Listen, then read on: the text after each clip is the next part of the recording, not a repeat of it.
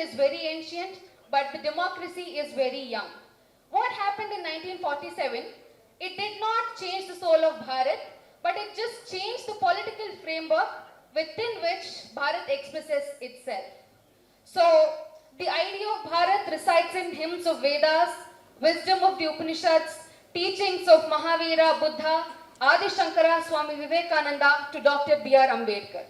So, Dr. B.R. Ambedkar, that brings us to the foundation of today's point of discussion, Constitution. Is it just a dead legal document? No.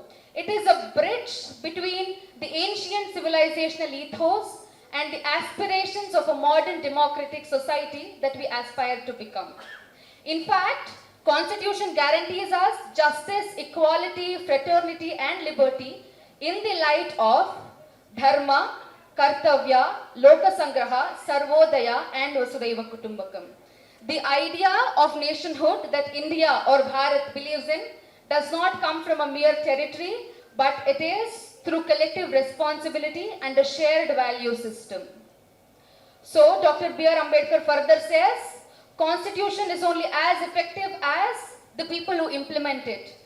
This again brings me to the point where Swami Ranganathanandaji says, the institutions create system, but it is the citizens who sustain it with their spirit. For demographic dividend to convert into demographic asset, we have to have effective citizens, youth leadership, civic participation and social responsibility. So the question before us today is how do we carry forward the timeless spirit of Bharat while strengthening the democratic institutions of the Republic? Starting off with Dr. Anshu Joshi. India inherited colonial institutions but adopted an indigenous constitutional vision. How do these two forces shape our democracy? Thank you so much, Spurti, and thank you so much, Disha Bharat, for organizing this very timely and relevant conclave with the thought-provoking themes. And in the first session, we discussed the idea around India's civilizational power and rather Bharat's civilizational power, how it got transformed into India and how again we are transforming into Bharat with our civilizational ethos. Now Spurti has in this second question, session asked me a question which relates to the first session. It's a whole journey wherein we started as Bharat with our own cultural ethos which were acknowledged and applauded by the whole world. And we have great diplomatic and trade relations, cultural relations with other civilizations of the world at that point in time. But unfortunately, when this Bharat had to face the brutal attacks from intruders and also when we underwent the British rule, the colonial rule, the shackles of this colonial rule not only polluted our living or day-to-day life, but it also entered into our mindsets. And unfortunately, getting free from this mindset is still the biggest challenge for all of us when we look at our internal policies, when we look at Bharat as a democratic republic, union of different states, and getting back to the civilizational power of Bharat. So that's where I have to connect three elements. The colonial institutions with which we started our journey as India after 1947, that was kind of a compulsion for us because it was not the time when India was already facing the brunt of partition and displacement of lakhs and deaths of lakhs. It was not the time to eradicate all these institutions completely and rebuild the institutions. It was not possible economically, infrastructure-wise and politically for a nation that had just got independence from the British Raj. At the same time, when the Constitution was drafted, it was made sure by the Constitution Assembly, which was created in 1947 and which debated over the draft for over 100 days to come up with the final draft in November 1949 before adopting the draft as Constitution of India on 26th of January 1950, that it remains free of any external interference. So that was a success with which our policymakers, the Constitution Assembly, drafted the Constitution with the idea of understanding Bharat with the kind of diversified culture, languages, and people it has.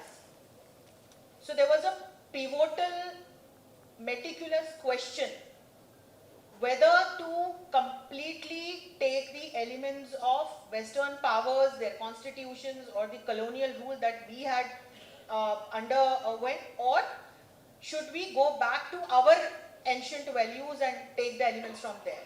India maintained at this point in time, while making our constitution, our policymakers maintained a balance wherein taking the ethos of the ancient culture, understanding the marginalized communities, the tribal communities we had, the kind of inclusivity we needed, the kind of reforms we needed, the kind of rights we needed, with duties to be provided to our citizens, with the kind of diversified array of India as a nation, as in we had integrated over 500 princely states into this Union of India after 1947. The policymakers came up with this Constitution of India and guaranteeing fundamental rights to each and every citizen of India. And here I would also like to state that in terms of when we talk about women-led development or women empowerment, when the whole world was facing gender discrimination and the women of Europe and US were contesting for their political rights in the era of 1920s, it was fortunate for us to see that how Indian Constitution provided equal rights, political, social, personal rights to each and every Indian woman, irrespective of her caste, her class, her region, and so on, from the beginning itself. Because the women of United Kingdom, the women of United States of America had to fight for the rights to vote between 1925 and 1930. And after great, revolution, they could get their political rights in the first wave of feminism. So it was about striking a balance between the institutions that were colonial in nature, coming up with a constitution and setting up an India which had mixed characteristics politically. We chose parliamentarian way of government, but we also tried to disperse power from center to states by adopting the federal structure.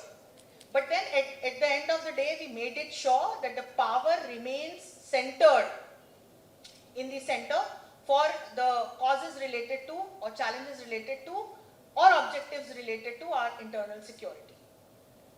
We also ensured equal political participation, debates, dialogues by providing this freedom of expression to each and every citizen of India. And that's where, when we look at the exercise of nation building after 1947, in first session I explained that how policymakers failed by devising our internal as well as foreign policy. While making the Constitution of India, the assembly that made the Constitution remained successful in striking a balance between our civilizational ethos and a modern nation called India. And that's where they did not make a mistake by understanding modernization as in westernization. So that's where, by understanding the true characteristics of diversified India, our diversified culture, the Constitution was made in such a way wherein a participation, equal participation, and a space was provided to each and every citizen. And from there, then we see that this was disseminated to different sectors, be it our society, be it our education, be it like different areas related to science and technology. That's where the Constitution made it sure that India grows as a nation, not only like to assert its position in the world, but internally first and foremost, because it had already went through a burnt of a partition and integration of princely states, wherein some states were first not interested in becoming a part of India. And then there was an integral question of Jammu and Kashmir also. So that's where India could not only successfully do this exercise of nation building, which still continues, and now we have IKS, Indian Knowledge System, with which we are trying to transform this India to Bharat, and also national education policy, which aligns with our Constitution of India to take up different international as well as national sustainable development goals, be it about women-led development or sustainable development, or like political development in such a way wherein our Gen Z, Gen Alpha and Gen Beta align to the civilizational power and ethos of India. So it is like maintaining modernity, and modernity doesn't mean westernization, while deeply staying deeply rooted to our ancient culture and ancient wisdom.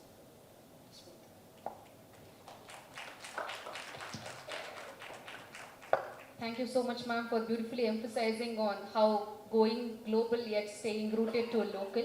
Thank you so much. Going forward to Srimati Kshama, ma'am, my questions to you are like this. Many argue that India has survived because of the constitution. Others say it survived because of civilization. How do you reconcile these two viewpoints? And how should constitutional values be understood through India's civilizational ethos rather than only through colonial legal framework? Over to you. Namaskara to everybody, the august audience, Spurti ji, Rashmi ji and Anshu ji, and of course my very own Disha Parivar.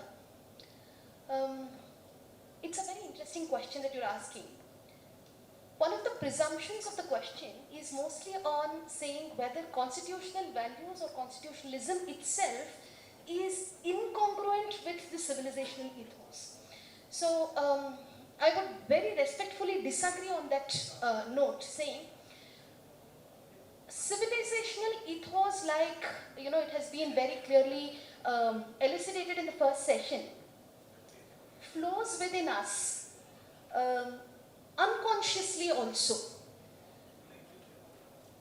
It is more like a perspective with which we see things. That is the ethos part of it, The same thing could be seen in different ways. It could be seen in a perspective of duty, it could be seen in the perspective of right. So mostly our civilizational ethos will have a specific way of understanding things, and constitutional values or constitutionalism, on the other hand, is something that we have documented.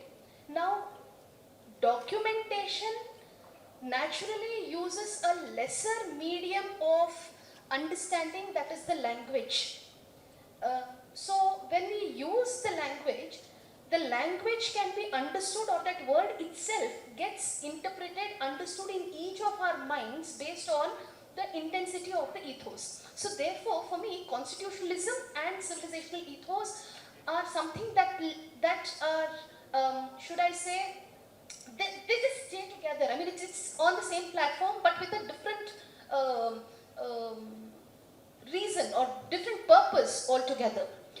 That being said, of course, we have been taught, or there is one section of our society wherein we are told that there are concepts that have been taken from the West. Now, the aspects of liberty, justice, equality, fraternity, all of these concepts have been taken from the West and have been.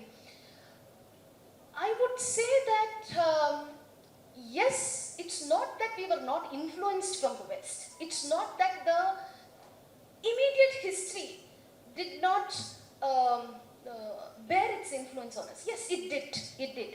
But the same history or the influence was colored in our civilizational ethos. Why do I say this? December 13th, 1946, the first resolution was placed, I will not say by whom right now, was placed before the Constituent Assembly. The eighth part of that, the clause 8, if I may say, of that resolution, and I quote it for you. It says, "This ancient land attains its rightful and honored place in the world, and make its rightful and honored place in the world, and make its full and willing contribution to the promotion of world peace and welfare of mankind." Now, when we are, just look at it when they say that this is an ancient land, and there was a rightful place which we have lost, and we need to gain that rightful place. The very person the very leader who places this in his speech goes ahead and says, I just hope that the Constituent Assembly adopts this resolution in full without any amendment. So this is the urge or the request that he makes to the Assembly. Now, by the time the draft constitution was ready, which already had these ideas of liberty, fraternity, equality, justice and everything. But how are we trying to read that? We are trying to read that to go back to that ancient place, to regain that position.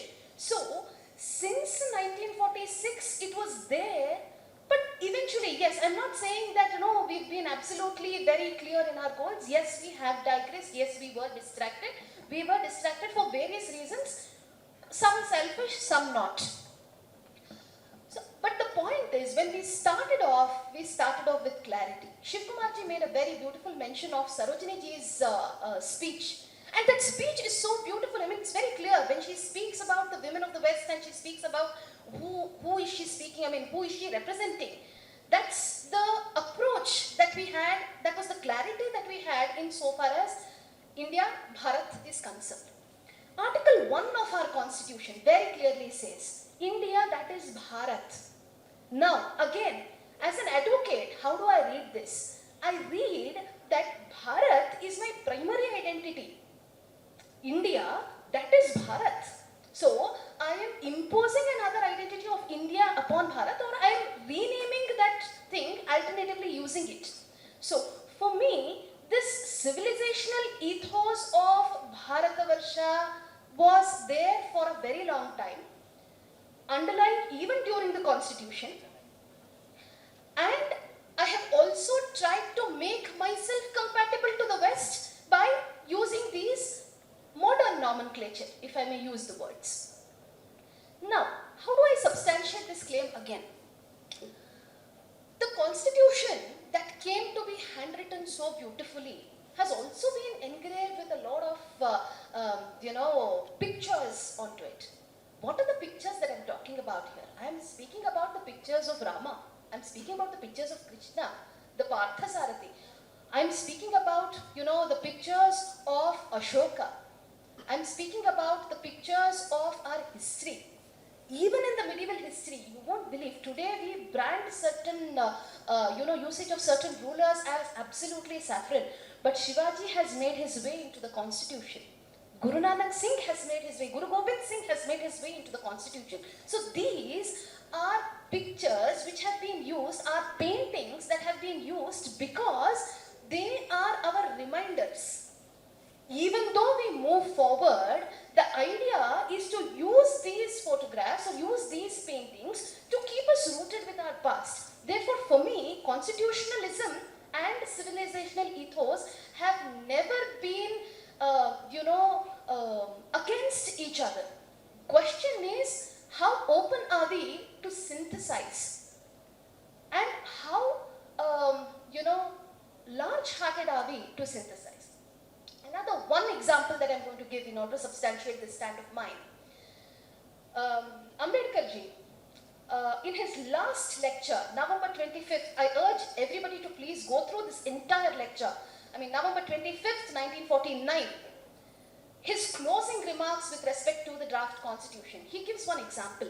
He says, in United Kingdom, this Protestant Episcopal Church had made a slight change in its prayers, and it said, "O Lord, bless the nation," was something that came to be added eventually in the prayers that was being done in the United Kingdom, in England specifically. Now, America being, something who, like how we have a colonial history, they do have another colonial history. So, it was brought before them and said, why don't we also adopt this? Oh Lord, bless the nation. Immediately, the first day it came to be agreed, the very next day they received enough number of complaints against it, saying that we are not a nation. The United States, then they changed it to, oh Lord, bless the United States. Now, that is something that we have never encountered. Never. I mean, it's not even coming to our minds. So, question of whether we have our civilizational ethos intact in the Constitution, yes, of course we do. Are there two interpretations to the Constitution? Yes, there is two interpretations to the Constitution. Can we use the interpretation that helps us best? Yes, I think we have to use the interpretation that helps us best, rather helps the world better. So, with this,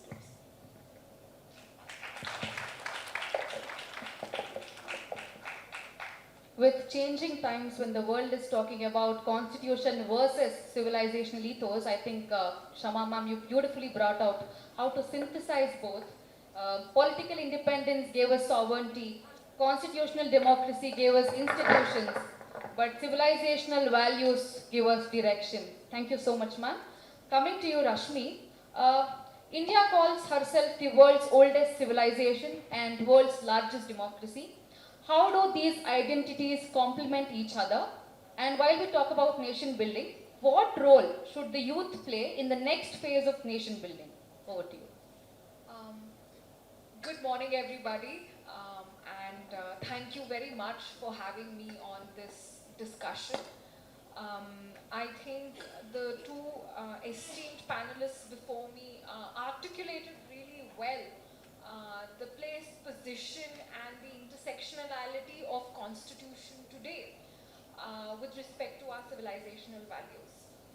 I'd like to approach this entire concept from a rather psychological and qualitative perspective, more of as a citizen, more than an academic or a lawyer.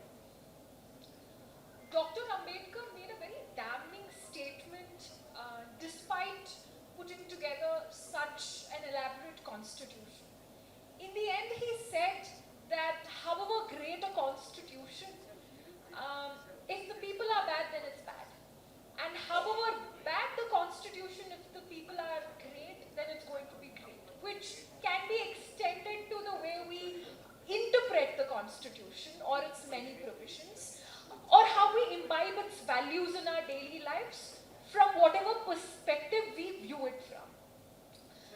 We need to acknowledge that despite coming from a rich heritage of civilizational values which promoted independent thinking of each individual to their highest moralistic sense by intent of their own motivation and not through rules. That's why we say dharma and not rules, as opposed to many religions which are prevalent in the world, because we believe that each person is capable of making an independent choice towards righteousness.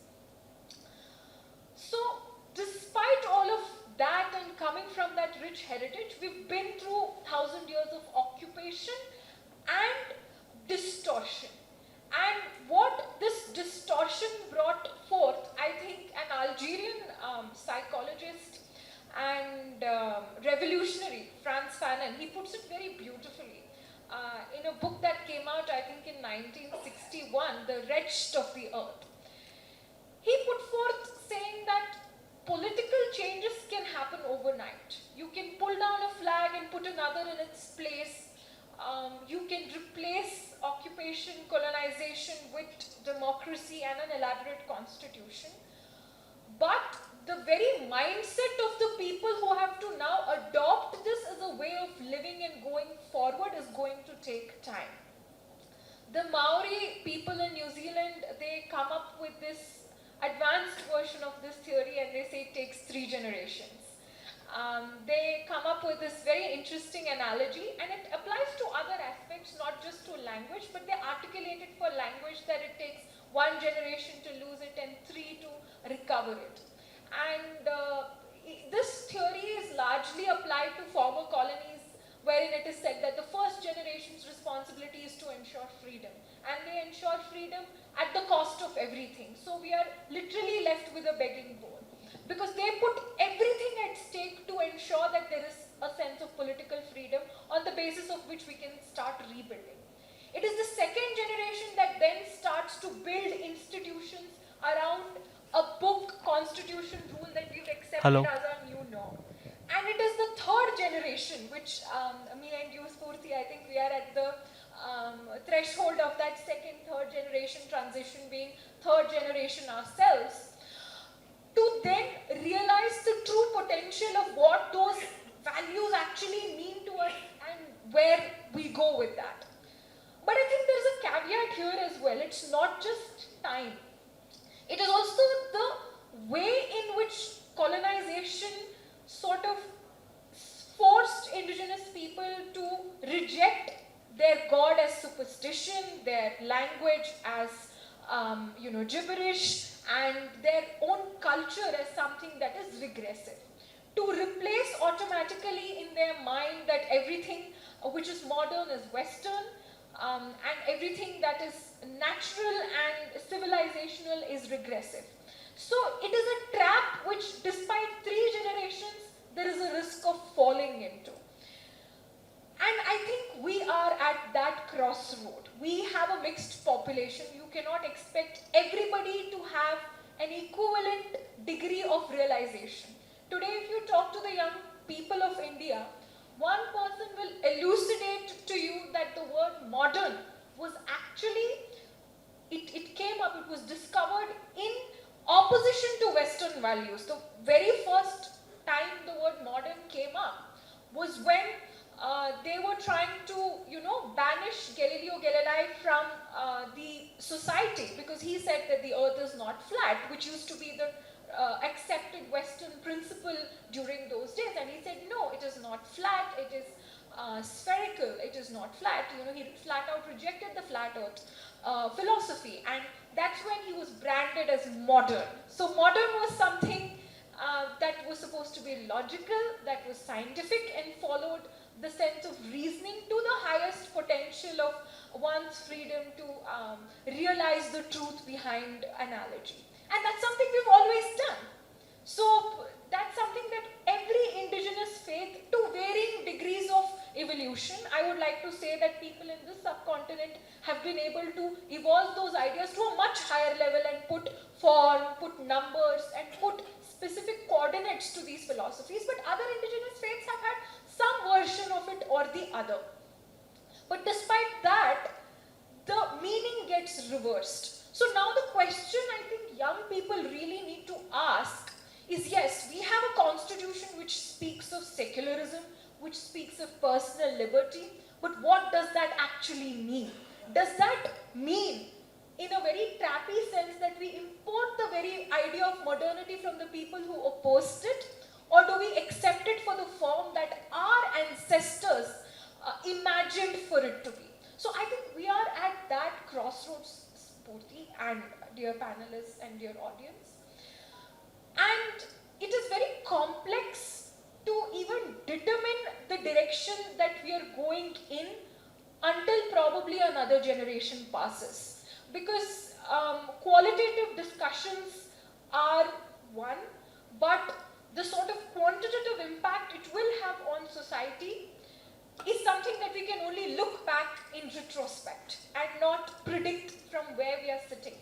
But that being said, the very fact that in the past decade or so we have young people studying abroad, Stanford, Harvard, MIT, Oxford, but trying to build locally, come back to their own hometowns, their own roots. The very fact that now we have leaders who go abroad and are not comfortable being lumpen and silent on tables, but rather oppose these prevalent ideas. The very fact that there are economic indicators of a nation that is fast progressing and surpassing its former colony, I think is indicator enough to know that there are more people who are thinking critically than not in this very generation. But I think the jury is still out, and being critical is something that our ancestors left us with. It is our greatest quality. And I think that criticality will enable us to debate these ideas further and ensure that we do not stop in this journey at just that, but revive the ethos in its original sense and take this society forward. Thank you.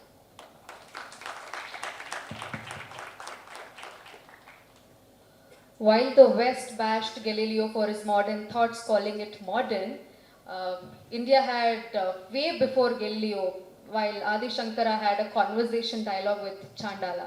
So that is the civilization we represent. That again reminds me of Mankuti Munakagga. ಹೊಸ ಚಿಗುರು ಹಳೆ ಬೇರು ಕೂಡಿರಲು ಮರಸೊಬಗು ಹೊಸ ಯುಕ್ತಿ ಹಳೆ ತತ್ವ ದೊಡಗೂಡೆ ಧರ್ಮ ಋಷಿವಾಕ್ಯದೊಡನೆ ವಿಜ್ಞಾನ ಕಲೆ ಮೇಳವಿಸೆ ಜಸವು ಜನಜೀವನಕ್ಕೆ Mankutimma. Thank you so much, Rashmi.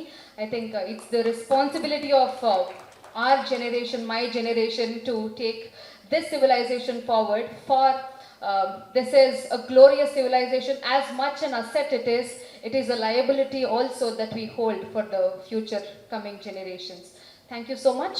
Moving on further with the question round, Dr. Anshu, while you were, presenting your opening remarks, you mentioned internal security. We all know what happened in the last 10 days at Jantar Mantar, a potential threat to internal security. So, in the wake of constitution, if I want to talk, most of the protesters took shadow under the freedom of speech given by the constitution. So where should the line be drawn between dissent and delegitimizing the nation? Can patriotism and critical thinking coexist? Over to you. That's a wonderful, though tricky question, Spurti. And it's very close to my heart. Because being a student myself for years in JNU and then getting the opportunity to teach in my alma mater, it actually gives a power. And when you get great power, so that's the answer of your question in one line, if I want to say, great power comes with great responsibility. So when the constitution gives you the right to express yourselves freely, with that, it also gives you a duty as the citizen of this nation to ensure that no external forces should take advantage of any this kind of a situation of your nation, or advantage of you to be used as, cannons for themselves to create any kind of challenges for internal security and national interests for this nation. Unfortunately, those who were there at Jantar Mantar, first and foremost, most of them, now it's been proven that they were not students. Forget about being associated to NEET. They were not students of universities or schools, and their true identities are coming out now. And in the global news, now the news are encircling that how countries like Pakistan and Jamaat-e-Islami from Bangladesh were funding this entire, movement. And that's where the second part of your question is very interesting. And yes, I do believe that critical thinking and patriotism very much can coexist. So that was critical thinking of people like you and me who encouraged our government to start bringing back the civilizational power and values of Bharat, to amalgamate it with its today's identity, with India's identity, to transform into a global power as in Bharat. That has been a result of critical thinking only. And from ages we have seen that from ancient times, generations after generations, people had questioned that time's government, that time's kings, and that time's systems to evolve with better mechanisms. And here, universities or education system, they work as a bridge to ensure that critical thinking must get its space, but not at the cost of national interests or national security of the nation. And that's where I feel proud that I'm a part of such a system. I'm proud of being a teacher. And the best part with this kind of a culture is that the teachers, the students, or the universities, or the younger generation, they keep transforming themselves. They get an opportunity to become new every day. But while becoming new, we don't forget our past, we don't forget our roots. And that's where we have to ensure that while thinking critically or challenging the existing mechanism, first and foremost, the intention actually should be good for making something better for our nation. So basically, the intention of this critical thinking also decides whether the thought is patriotic or not. And if the intention of this critical thinking is patriotic, definitely it proves that both of them can coexist. And that's where, as I said, universities or educational institutions can work as a platform to provide space to younger generation to come up with their ideas, to disseminate those ideas with the government, with non-governmental organizations, with teachers and other fraternities, to materialize the positive ideas, to give them the good shape.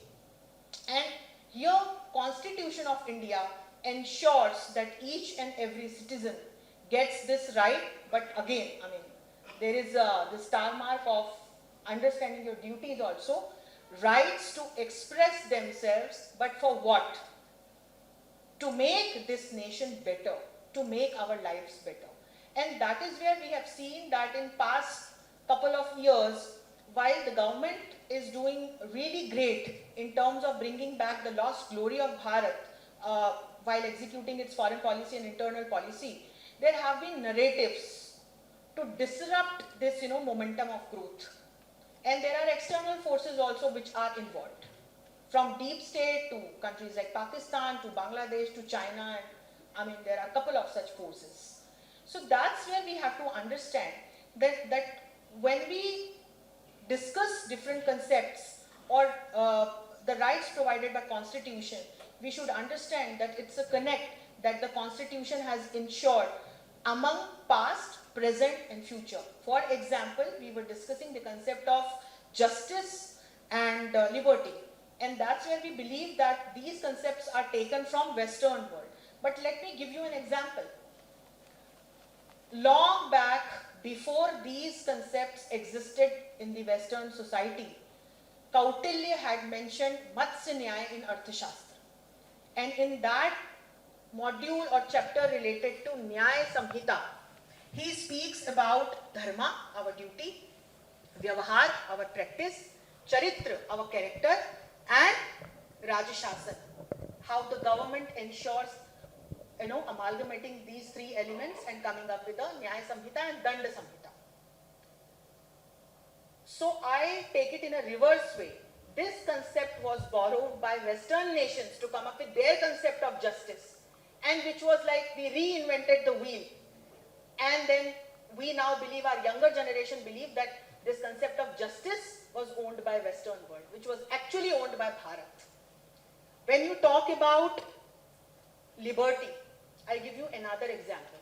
This concept of liberty and inclusivity make the very basis of what we call Sanatan Dharma or Hindu Dharma. And I give you an example of Ramayana and Mahabharata, wherein I would like to recall the characters of Sita from Ramayana and Draupadi from Mahabharata respectively, who had this liberty to choose their life partners, who had the liberty to study to their contentment, who had the liberty to learn whatever they wanted to learn and contributing not only to their family but to entire that time's statecraft or state. Unlike the Western societies wherein women were burnt in the names of being witches, those who were scientists, doctors and teachers. So this concept of liberty also forms the very basis of India's civilizational ethos, or I should say Sanatan or Hindu Dharma's base. And that is where I would again come back to your question. I gave these two examples just to kind of appeal our new generation also that before becoming a prey of false narratives, fake narratives, they need to read, they need to discuss, they need to understand that they represent future of this nation, which presently is doing great, which has had a great history, and all these concepts on the basis of which our constitution was drafted actually takes its basis from our ancient wisdom system or knowledge system. And that's where when they would understand this, they would not become a puppet or prey into the hands of any external force. Rather, their critical thinking would be able to contribute to nation building and making Vikasit Bharat 2047 a successful mission.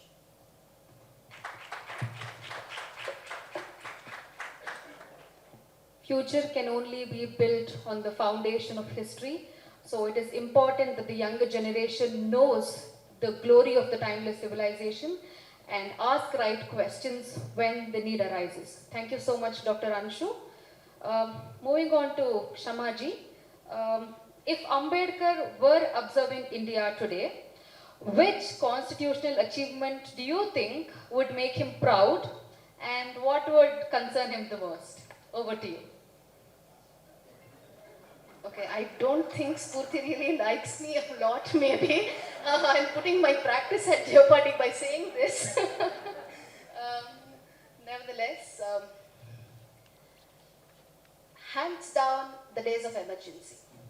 I mean, the ones that he would really have not liked to happen, which he says very clearly, which was quoted by Rashmiji, stating, the constitution lies in the hands of the people. Ultimately, it is how I am going to use. It's exactly like technology. When we say social media, it has its uses, it has its disadvantages. Likewise, these concepts of liberty, equality, justice, fraternity have its uses, have its disadvantages. This concept of democracy has its uses, has its own disadvantages. But this is the best possible or the best available system as on date. We don't know. We might, evolve into a better system tomorrow. We have no idea about it. But as on date, this is the best system, and that he says. He says in his lecture, saying that the most congenial system of, political management that exists as on date is democracy. Can it be mismanaged? Yes, it has been mismanaged. That was a biggest fright of Dr. Ambedkar, which unfortunately we, literally behaved the way he thought we would. And I think that is something he would be really unhappy about. I mean, I would want to use a harsher term, but in my own interest, I'm not going to. Insofar as what would be, what is it that he would be most happy about? He has, again, I insist, the first lecture of Ambedkar when he was placing the constitution and the last lecture of Ambedkar, when he was urging or thanking the people for having accepted this particular constitution, are two lectures we will have to read, rather make a part of our, compulsory studies, a part of our textbook, because unfortunately these days we tend to read only the textbooks. So, this is where we understand what was going in the minds of Ambedkar as to, what was his dream India when he placed that before us. He would be extremely happy in the way the reinterpretation, or rather, that first resolution, clause 8 of the resolution, is actually being put into action post-2014.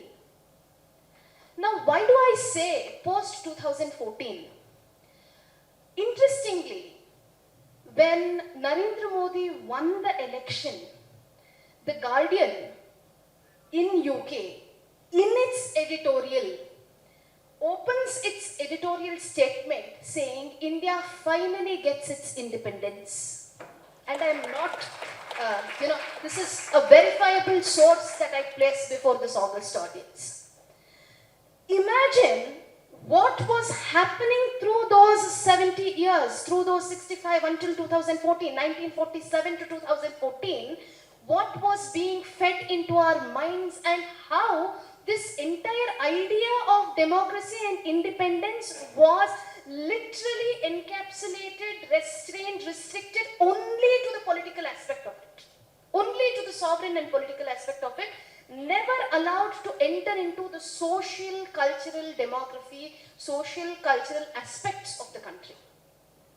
It is only post-2014 that this idea of democratization, this idea of hearing out the voices, this idea of Antyodaya, the idea of Sarve Janaha Sukhino Bhavantu, the idea of Vasudhaiva Kutumbakam, all of these, Satyameva Jayate, Yato Dharmastato Jayaha, Yogakshemam Vahamiham, all of these have always been a part or have been engraved onto different constitutional institutions all through since 1947. But they are being acted upon, or rather are being implemented to the minds of the most common person, and that is the effort that is being made today, where we are trying to interpret the constitution in the way Dr. Ambedkar wanted it to be. So that is something that we will be extremely proud about, and that is something that we need to continue to do so. That we need to continue at different levels, not just, again I urge the academicians here, not just by having a stream of Indian knowledge systems or our idea of our perspective towards things, but by integrating them in the existing subjects that we need. I am a student of law, then I need to understand law in my perspective, in the Bharatiya perspective, in my way. I need to understand business management in my way. I need to understand international relations in my way. It is that swa, the Swarajya that was being, coined out by Gandhiji, the Swarajya that was being thought of by, Bal Gangadhar Tilak. It is that swa that we need to regain today, which we will if we continue to reinterpret and regain that. By the way, I forgot telling this.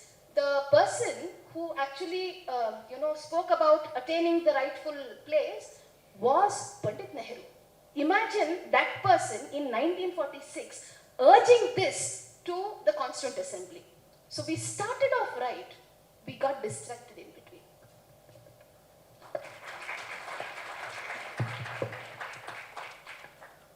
In fact, Mahatma Gandhi Tilak also says the Swarajya that they asked for also comes with Swa, self-discipline.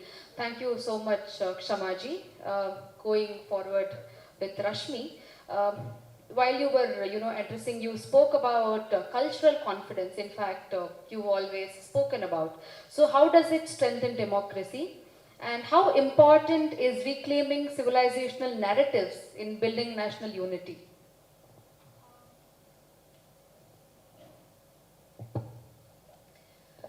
Thank you for that question, and I'd like to double back a little bit to answer that question.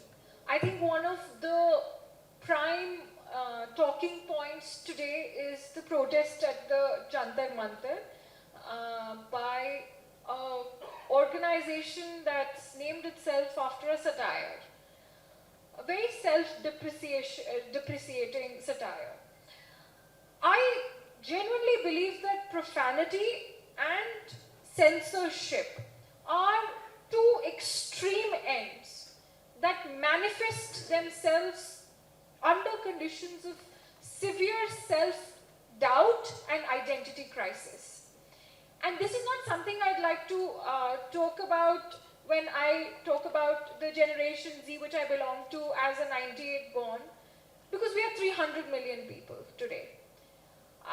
And if you look at the people who have been part of this movement of something that I would like to characterize as self-doubt and identity crisis, have been 10,000 people in person and perhaps 250,000 online registrations, which is a rounding error when it comes to talking about a population that's 300 million large. So I would not like to say that it's some kind of a norm, but the extremities, which range from censorship all the way to profanity. And profanity is something that we saw. I would not like to characterize that as some kind of freedom of speech, because profanity has never been freedom of speech.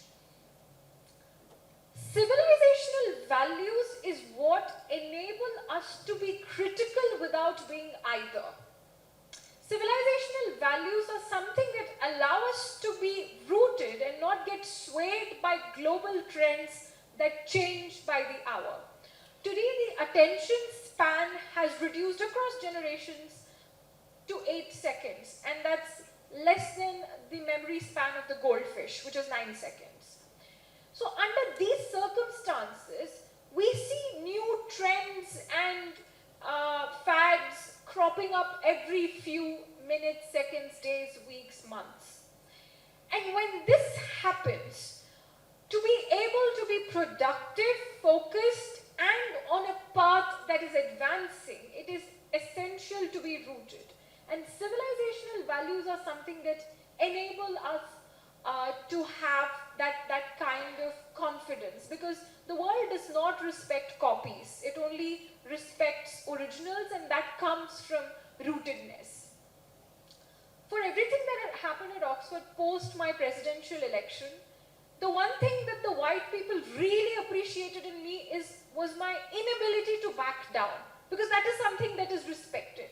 If you decide to keep quiet and accept the norm imposed upon you on a table just so that you don't lose your seat at the table, then you're just there to pick up the dishes after people stop eating.